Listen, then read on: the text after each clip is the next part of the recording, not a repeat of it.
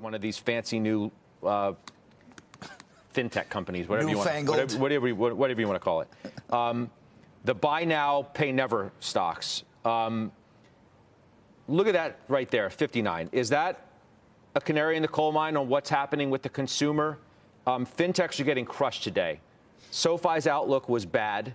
Their earnings came out before the schedule of later today after the bell. The stock was under $5. It was getting absolutely destroyed, down by 19%. So reading the consumer by what the GDP report said, Steph, to me is old news. The consumer can change its behavior in an instant. And I'm just wondering if you look at the consumer credit numbers, which are through the roof, right? Credit card balances are through the roof. That story can change, and it can change quickly. It absolutely can, but they have $2.7 trillion in excess savings on their balance sheets, and that is not getting spent down as fast as expected. Even Neil Kashkari said that yesterday. They're taking the money from their wage increases and spending and using it that way, and so that's why the job market is so incredibly important. It's so tight, and that's why wages are good for the consumer, by the way. And I'm listening to other financial services companies, by the way, which all of us own: J.P. Morgan, Wells Fargo, Bank of America. Listen to what those CEOs had to say about the health and the strength of the consumer. So no, I'm not just looking at a GDP number. That was one example. I could list 10 different items, and I talk to companies all the time, and they do believe that the consumer is still in fine shape. Will it erode a little bit? Yeah, but you're at record low delinquency rates and charge-offs and provisioning. So real companies, real financial services companies that have their feet on the ground and they know what the consumer and businesses are doing, it's really important to listen to what they have to say as well. And again, business investment was super important last week, 9.2%. That's the best number second quarter 2022. Yeah. 2020, sorry. Dr. J, how do you see things, right? I mean, you watch volatility. So the VIX last I saw was 33. Okay, it's at 34.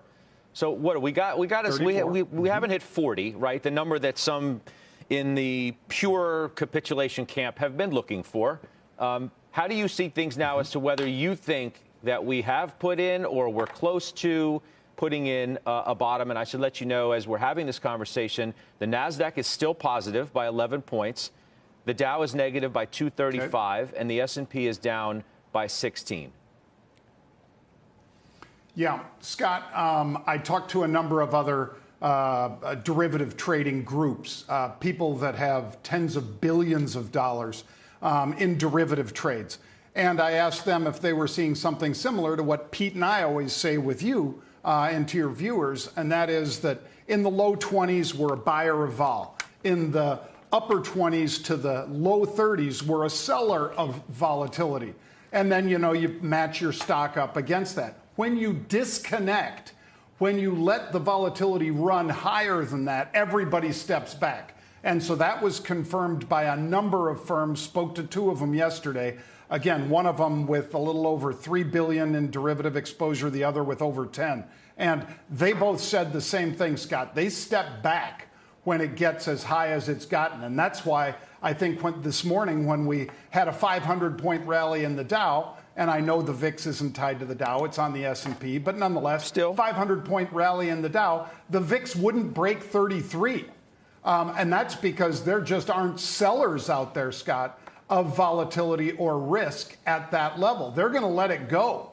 So what you need to see, to answer your question directly, is still volume and volatility. I need to see a VIX that's in there in the high 30s, and I need to see 50 to 60 million option contract turnover. We've not been seeing that. We've been seeing 43 million, which is about average, and average ain't going to cut it for capitulation. You're going to see capitulation when you see that huge volume surge and volatility spike.